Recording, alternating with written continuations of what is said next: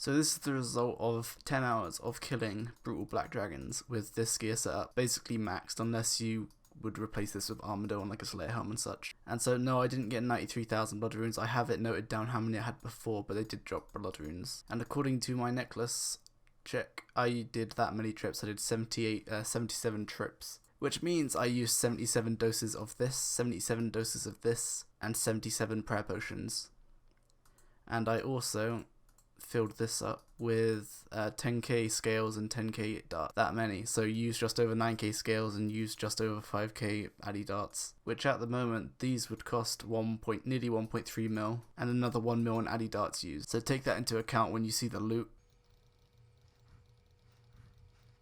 As for ancient shards, I got 4 ancient shards and 2 totem pieces, but they're not here because I already had the first one, so I was able to make a totem piece. And the bones and dragon hides don't match up because if I killed an extra dragon, the D-hide is worth more than the bones, so I'd bury the bones and pick up the extra D-hide. Other than that, the only thing I didn't pick up was black D-hide vamp braces because they're like 2 or 3k, and like the dragon bones are better to pick up than them.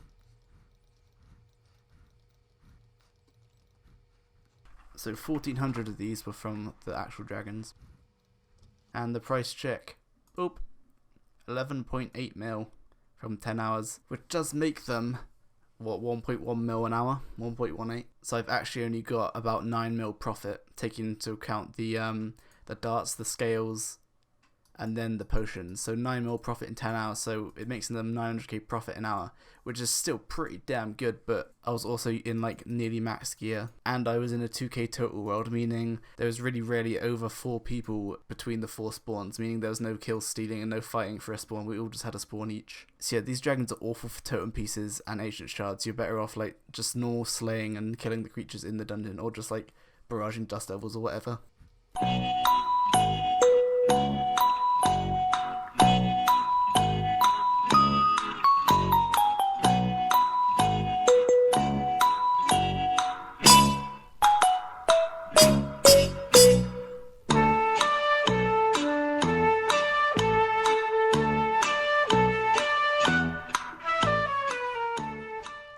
All sold. Boop, 11 mil. Is it 11.8?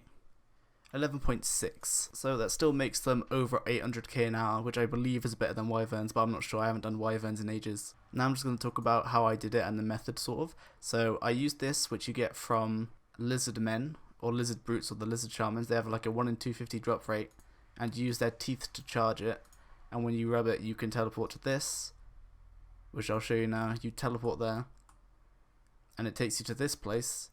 And the quick entrance to where the black dragons are is just here. Bear in mind, you do need to go up that entrance from the inside before you can go down it. So you need to go into the main entrance, then go up this, and then you've unlocked it. You just pop down here, and then boop, straight into the black dragons.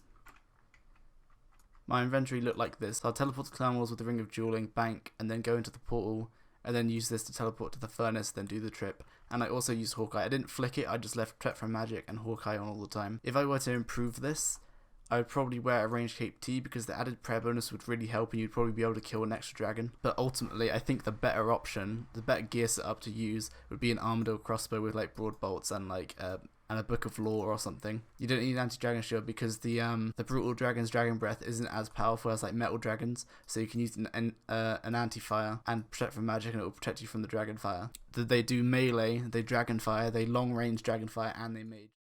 The rest of this video is 30 minutes of me doing brutal black dragons, but sped up, in case you still didn't know how our trip went. Thank you for watching, and see you next time.